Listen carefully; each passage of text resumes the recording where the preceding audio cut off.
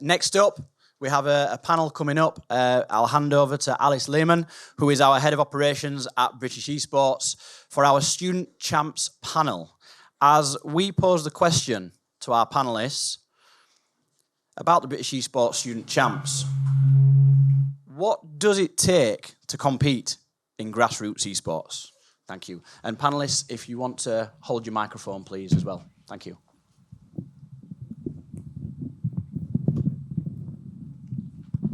Thank you. Lovely.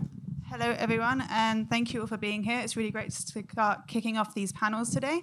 So as Callum kindly mentioned, we're going to be talking about student champs, what it takes to compete in grassroots esports, and also just a little bit about what is and is student champs, because many of you will know, but also many of you won't know as well.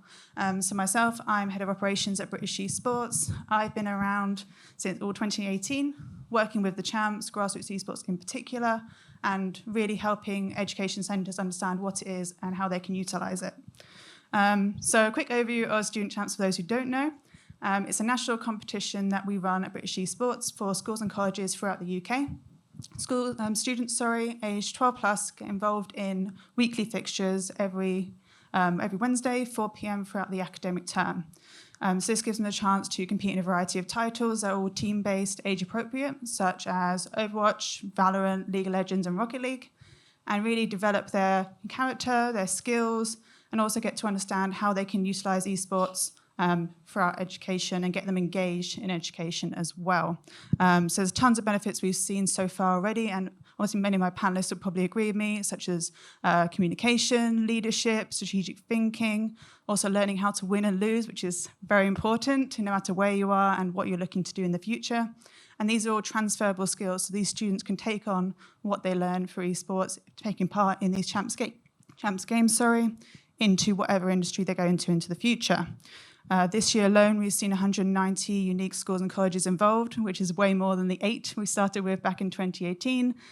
We've got over 1,000 teams taking part in winter and spring alone, and that's 5,000 players. So you can just see the massive increase we've had of interest from education centres and just how popular this is going to continue to rise in the future.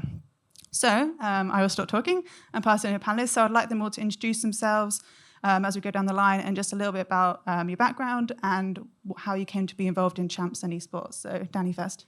So my name is Danny Lee. I'm the curriculum manager for sport at Loughborough College and esports. So my background in esports was absolutely nothing. So about 2 years ago, it got lumped on me from the SLT to kind of say we need to run esports. So I've learned on the job. But we've got now, like I say, our course has gone from 12 learners up to 80 learners within the 2 years.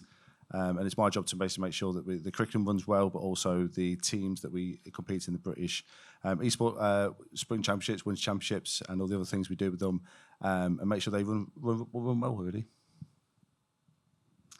Hi, my name is Lewis. I am on the Esports BTEC Level 3 course, and I help Danny captain and coach the Rocket League teams. I think my esports journey started properly when I joined the college. I was always in games, but I think the esports has really allowed me to pursue a passion I'm really interested in. Hi, I'm Amo, the one Andy was speaking about earlier.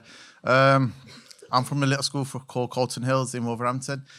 I'm initially an ICT and computer science teacher. Our school runs something called enrichment, where we allow the kids to pick up extra things they wouldn't normally have access to. So one of the things when I did see esport was, I think that would be well for our kids. So I pitched the idea to SRT, and now we're delivering a level 3 qualification and delivering it for esports for children to use outside of school and run clubs after school for them. Hi, everyone. I'm Tom. During the day, I'm a software intern at a company called Hewlett Packard Enterprise. But back in the day, I used to play for a small team called AGSB Esports at the British Esports Student Championships. And now I'm product manager for Rocket League at NUEL. Perfect. So one key point I wanted to start on with our panellists was really talking about team selection. So it's a really important factor in Student Champs General, in grassroots esports, is who plays in these teams, the roles available, and what that process is for many schools and colleges looking to implement that in the future. So I want to start with yourself, Danny. Also, we know you've got very successful teams in the Champs so far. How have you gone through that process? What did it take to get set up? Do you have a particular team selection process you use? So, I mean, obviously, Loughborough we're very good at sport. We want to be very good at esport as well. So we want to make sure it was open to the whole college.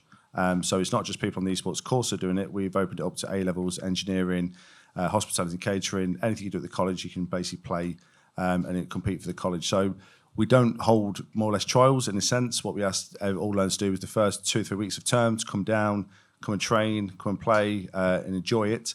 And then from then you can start to kind of make your selections after 2 or 3 weeks. Having just one game doesn't really kind of show them how they're going to compete over a long period of time. And then from that, really, we've then scaled it down to make sure it's manageable. So we have Valorant and League of Legends training on a Monday evening. Then we've got Rocket League and Overwatch who train on a Friday. We have a training session on a Wednesday before the games as well. So we make sure they're off timetable on a Wednesday. And the team selection is basically via myself and Lewis, who's a captain. So we have a captain's chat on Discord and we'll allow the captains to have some input into it. But then again, the final decision is usually the coach. So our coaches are up at the top there as well. So the Valorant coach and League of Legends coach and Overwatch coaches, they'll have an input on that side of it. But to be clear, we're really clear with it's student first. So that's a key thing. So as Lewis will allude, and Lewis has already been banned before because of non-assessment. So we make sure that basically attendance is really important, assessments are really important, and that goes into the mix of also how well they'll play as well. So we try and run a squad. So we've got Rocket League, we've got 5 in each team, just purely so we can rotate people in. We can make sure that we've done that during games to make sure everyone's kind of getting a chance. But yeah, the selection side of it is between me and the captain. And then, overall, it's usually the coach who will make that decision. So you mentioned you're basing it very much on the sports model, because obviously that's worked for yourself and you understand that as a college. Emma, how is this different to your process? Are you more open with your teams or very similar? I just class myself more as a facilitator, to be honest. I'm there to work out with SLT, get the resources, but generally my class or my year 13s are running it. They're doing the qualification, they pick it up, they do the trials with the kids for the lower years, they'll make teams, they'll have mini teams, group 1, group 2, and have play against each other, and they'll pick the teams themselves and how well they work. I'm there, like yourself, Danny. We'll check to see how they're getting on with qualifications, make sure they're following all the rules. But on the whole, I just class myself as a facilitator. They'll take the lead. I want them to push it forward and drive how well they think the person's working, and they can take ownership of it, to be honest.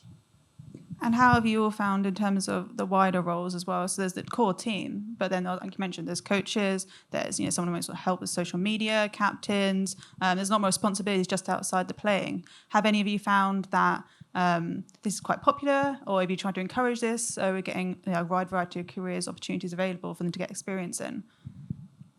So that was my role for the back end of my time at AGSB. I played for a bit, and then we found better players, and so it made more sense for me to step back and focus on the social media. And even though it might not be quite as fun for some students as actually playing the games, it was far more valuable to me in terms of the opportunities to grow in a very low-risk environment. Definitely.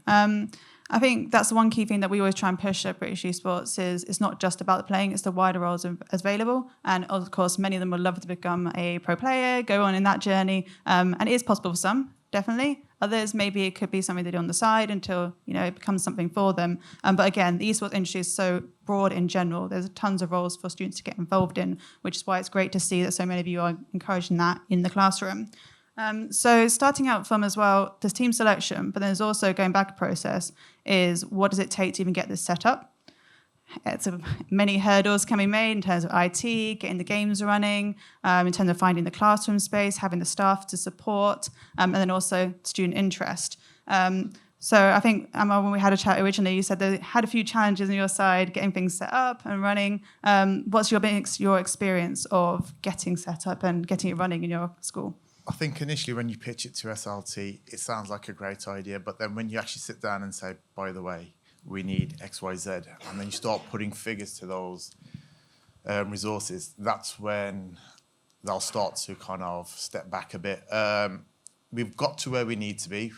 But I've had to beg, borrow, steal, kind of go through many departments, ask people outside. We've got to where we are, but it's nowhere near. You're going to see some lovely pictures later on, probably of facilities and rooms, but the room we have is nowhere near to that standard. It does the job. It's lovely. But I think initially my recommendation is if you can, go there. But if you can't, just start off small and work your way forward. And that's what we've had to do initially. Start off small, get going, and then we're just looking to build on it. You have to set yourself a kind of a short-term plan, medium-term plan, long-term plan for ourselves. We've had to do it that way. I know some people have been lucky and had the facilities and the resources straight away and they can hit the floor running. Unfortunately, ours wasn't like that. We got to the stage, we got the machines, and then we had 2 separate machines, so we didn't have a room for them. So when we actually come to play, we'd have to then unplug 12 machines, plug 12 new ones in so we can actually start playing. And anyone who plays any of these games knows how many updates there are every week. So we'd have to sit there waiting for updates. And as bad as it was, I'd message Alice or the other team and say, we're going to be running a bit late because we're just doing updates. But no, we've got there. We've got a room now we've set up, so we're going forward slowly. I think from our point of view, what we looked at is a business case. So if you are struggling with SLT, kind of look as a business case. So we know that the first year we had 12 learners. If you in an FE institute, you're getting nearly £4,500 per learner. We're now up to 70 learners in the second year. So for us, it was a business case saying that, well, actually, if we do this and we build this, kind of like if you build it, they'll come. This is what would happen. So we looked at that. We looked at kind of like our local area, who else was offering it, and made sure that obviously we could then use the money that we're going to basically put into it. And it is a case, you have to argue with SLT, but our SLT were fantastic. They were supportive. They wanted to drive this, and we've looked at the benefits, just like, you know, as you've heard from the speakers already, you know, what the benefits of esports can do. That's the key thing. But again, if you go back to, if we do this, and this is how people, you know, being part of it, and if you link it into the ETH, the new Ofsted framework about personal development and that stuff as well, then it starts to make a lot more sense as well to SLT members. I was also going to mention, in terms of, you mentioned student engagement, you had different perspectives in either having the kit first or having the students want to join. How would you recommend schools and colleges go about getting the students interested, like interest forms or putting a poll out or message on the student board? What would be your advice, please? A, from a student perspective, so Lewis and Tom, but also from a staff perspective as well. What would be your top bit of advice to get the students ready? I think to get the students ready, you have to... I think for us, it was kind of difficult to start with because a lot of people, even though they were on the esports course, they didn't really see the potential in a students' league. A lot of people thought that it'd be too low level to be interesting. We got quite lucky with ours because I think on the first day we found our team that lasted the year. But I know for teams like Overwatch, especially with the new year and all their old team leaving, they are really struggling with engagement. But I think one of the big things is, like Danny said, we open it to more people. So we go for A-levels and we kind of promote it around the college. It's also quite a big course in general. So I know a lot of people in other colleges are always talking about esports, and you kind of have to trust your students to promote what they're interested about. A lot of the conversation would go to, like when I go to family gatherings and stuff, you say, what are you studying? You have to hope that your students say good things about the course. I think... I've not paid him for that, I promise. I think it all goes towards, your students have to promote it for you in a way. I think you quite have to get kind of lucky in a way, but yeah. I think what we also did, we made sure that, so from our point of view, we made sure we emailed all parents and learners. So that went out to the whole of the college to showcase that this is what we've got. It's also part of our whole academy program. So we made it part of our sports academies. So when we talk about academies, it's not just sport or esports, it's academies. And that includes everything. So we've got 16 at college, at Loughborough, which is from triathlon all the way through to Rocket League. So we made sure that it was part of our academies. We made sure it's part of our like sports awards and esports awards at the end of the year. We've just basically built it into what we're already running, really. Perfect. And then, Tom, I just want to touch on the uni space as well, because obviously you've kind of gone throughout Champs, and now you're in the uni space with NUEL. How have you seen the differences in terms of school and college level, setting up, getting the interest from students to university space as well? or is it the same? Yeah, it's been a long 5 years. Well, okay. One point I made sure to write on my flashcard when I woke up this morning was that colleges are actually a lot bigger on the uptake of esports than universities. And I'm not 100% sure why that is, but I do think, for example, the numbers that colleges are putting into it was 75k at Loughborough College, was it, Danny? Does anyone else have any figures they want to throw up the anyone spent more than 25k on their facilities at their school?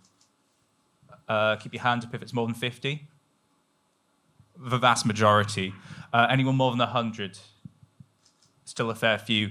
The figure Warwick gave me for theirs was 250 grand, and I think universities are looking at that and kind of balking at it because it's just huge compared to what I think the realistic expectations is for a base level esports room, which is maybe 10 PCs in the corner of an existing IT room, which isn't actually that hard to put together once you have the funding and you've committed to delivering the space to students.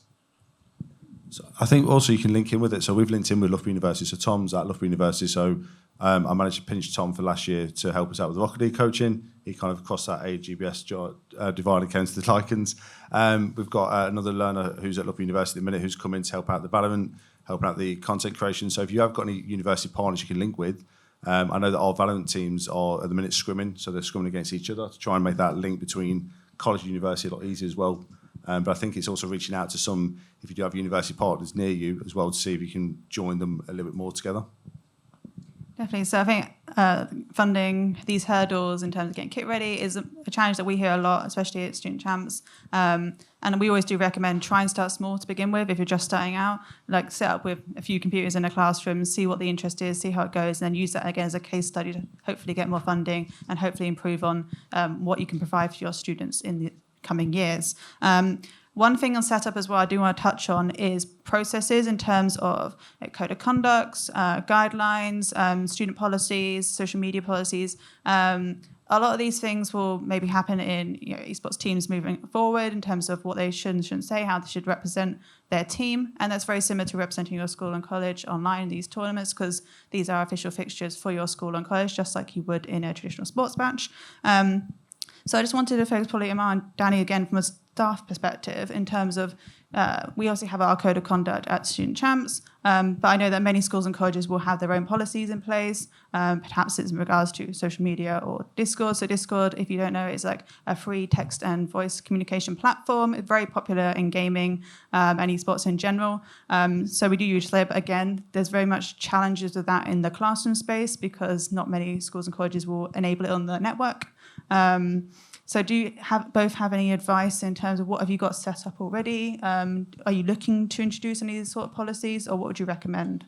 I mean, it links into our student policies already. So basically any kind of learner behaviour is already written in there, with toxicity around that as well. And also things like attendance and punctuality and assessments, they have to make sure they keep that level up. If not, then they won't be at a selection point for us.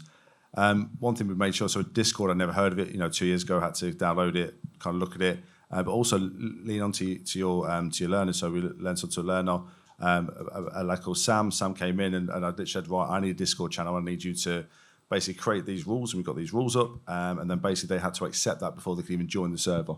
So basically they're already accepting a kind of code of conduct, a policy before they even join the server, and we kind of, from a safeguarding point of view, on all of our servers, all of our channels are private, so no one can just join in. The invites obviously have to come through certain places, and all of our staff members in the esports team are on every single channel. So from a safeguarding point of view, if there's no kind of just one channels one-to-one with a student, it's always with 3-4 different members of staff being able to see that, view that, and make sure that obviously from a safeguarding point of view we're safe.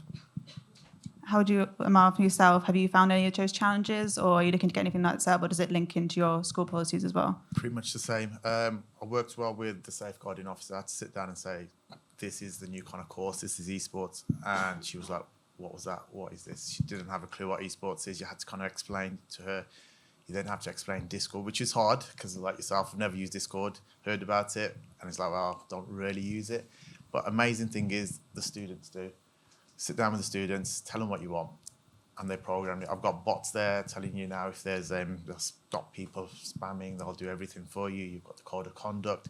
So you do have to work with other departments. Work closely with safeguarding, create your safeguarding policies. make the children agree to them, accept them, let the parents know what's happening. Our social media has been updated, so we can put policies and things on there, posters on how to make sure they're staying safe outside of school as well. And it just kind of all links in together just to make sure everyone's on the same page. And I think slow mode is a very good option. If you've got Discord, slow mode, just make sure they start chatting too much, just slow mode it, it's fine. What advice would you give, moving on from policies, in terms of training or the student perspective as well? So many of them, so we have our fixtures 4 p.m. every Wednesday.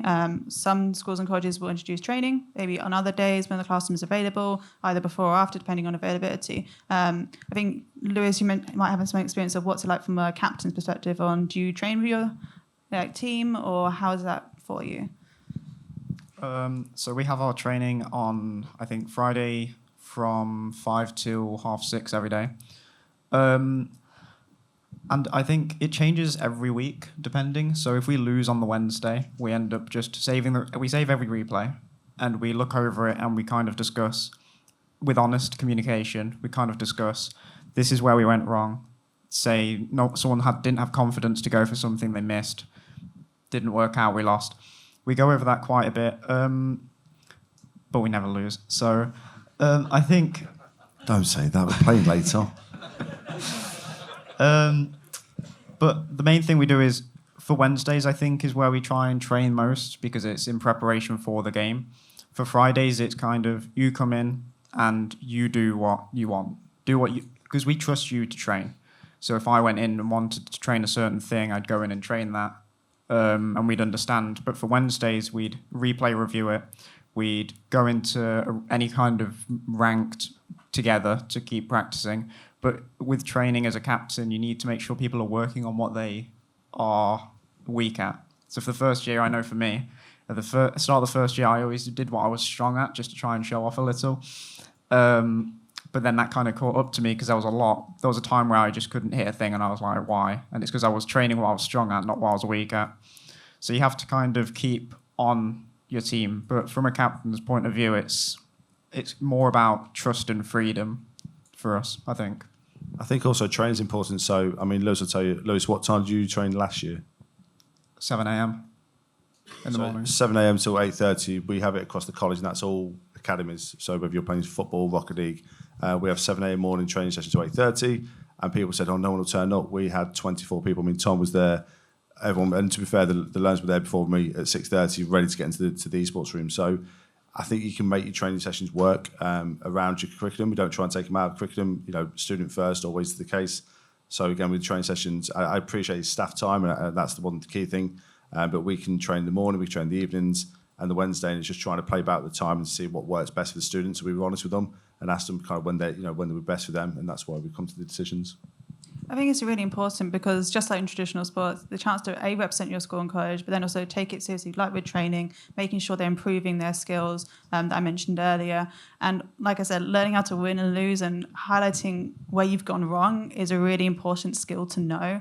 And then to be able to practice that, develop it, that's something you can always move into any other industry, whether it's esports or otherwise, or playing professionally or otherwise. So I think it's really important, and it's good that training regimes are coming more into fashion with many schools and colleges that take part in the champs. Leading on from that again, so representation, I think, is something really important. That this is grassroots esports clubs, student champs, all provide an opportunity to represent your school and college. How has champs, but esports clubs in general, how has that opportunity really impacted your students, and being a student yourself, how have you found that experience? I'll go to Tom first. Sure. Well, I think one of the key points is the ability to make friends through esports has been especially prevalent for me. My partner's sitting in the front row down there, and I'm sure they don't want much attention drawn to them, but I'm very lucky to have met them through video games. And there's other examples of that. For example, Elliot, who I think was working on the door earlier this morning, first got me, for better or worse, into League Ops back in 2020 at the start of COVID. And that's kind of how I've ended up here today. I think the same with me. I met my partner through esports, through the course, through the British Champs as well. But I think for the students, it's having the student champs plus college has made them so much more happier. Like for me and Danny were talking about this on the way. We were saying, would I be happy coming into college knowing I didn't have something else to do? And I think a lot of people see it as quite geeky, but I would say it is literally just another academic thing that you can do to make friends, to especially grow closer with your teachers, because teachers manage it all. Me and Danny have gotten closer as friends, I'd say. It's one of the more important things for the teachers to grow closer with the students, and I think that's one of the most important things that we've gotten from training so far. I think also when you talk about representation, I think it's really important as well. So, you know, we've hand on heart, we've struggled to attract females into esports. It's been one of our big bugbears. You know, we've only got 4 learners out of our 80 learners that are female. So trying to include them is a real key thing. But then you talk about representation, some things that we've done for the guys, the esports guys. So the last couple of weeks they had to do an LGBTQ awareness course that was done through Kick It Out Racism campaign from sport. So we've done online courses for them to actually understand that side of it. I mean, Luke's still wearing his rainbow laces, so we did the rainbow laces just like all sports did. So we make sure that there's other ways of them learning from that side of it. So the next course we've got is around religion and race, and then again around gender and misogynistic behaviours. So we do try and teach our learners with this, and I'll let Lewis talk. What happens if you didn't complete the course? I think you would not let us play. I just want to say, That'd be correct. I did lose my original laces. That's why I've still got them on. I can't find my old ones. Perfect. And I just want to end finally on just pathways that grassroots esports and champs can really kind of highlight and enable. So how, again, this is probably a question for you, but I'll start with Amar. So how would you find that champs and grassroots esports and the opportunities that brings can help prepare individuals for the esports industry or wider transferable skills they can take into any sort of role that they choose? How have you found that that's developing the students? Yeah. Okay, for mine, a lot of the students don't really have jobs, or when they come to do the CV, like for Unit 1, we're teaching in Level 3, their CV is looking very plain. You got the qualifications, their hobbies, interests is playing games, but they're not able to expand on it. And this is the one thing we've made them look for jobs out there, just within esports and without esports. And okay, we can say the technical skills will come over time or with the qualifications, but the transferable skills, you are lucky to have this qualification and do this esports course and the qualification and everything, because you've got the transferable skills, you work together, you can show examples and put that into industry examples now. So that's one of the big kind of transfer and selling points for these transferable skills. So when they finish their CV, from being like half a page, it's now starting to expand over to a page, and it's looking a lot more with examples that are a lot more sellable for the future. And I think esports kind of prepares everyone with adaptability. So for me, I hadn't really led a group before the course, and then I was appointed captain, and then for a while, and for now, I'm a temporary coach until we can find an official one. And from going to being kind of a follower to being thrown in the deep end, I'm leading a team in the British Champs. And with my team, they have to go from playing alone a lot. A lot of people, I think esports is one of the hardest things to find someone like you in, because there's so many people, it's so hard to find someone you get along with that you can actually play with, especially in a ranked area. So it was a lot of adapting. It was a lot of, and especially for Danny had to adapt to using social media and advertising to people that are online. And adaptability is one of the things that you can also put on your CV and your resume and stuff. It's adaptability, it's communication, it's trust, and it's representation for me. And what are you doing next? What, after this? Well, I've had offers from unis. There's also chances that I can go, and so I might move with my partner to Jersey, and that has immediately opened up for me to join the Jersey national team. They've already expressed interest from the last time I was over, so that's always an option. And then that also comes with the adaptability and the communication. What courses are you looking at doing at university? Sorry, what courses? So esports, and then the other one was Stafford. I think it was journalism, and that also has come with esports because it would be me widening a space in esports for journalism. So an esports journalist, and that has come from the Esports BTEC course, telling me, like, explaining marketing and branding and how to find a gap in the market.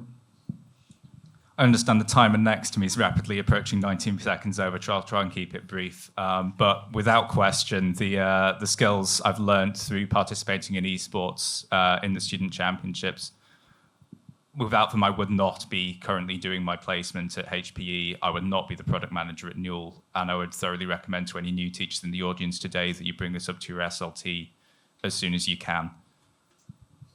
I'm not sure I could end it on a better statement. So I would just say thank you very much to all my panelists here. Hopefully they provide a nice set of perspectives for you all to really understand what Champs is, how you can utilise it in your school or college if you're not doing so already, and how you can take it to the next level. So thank you very much.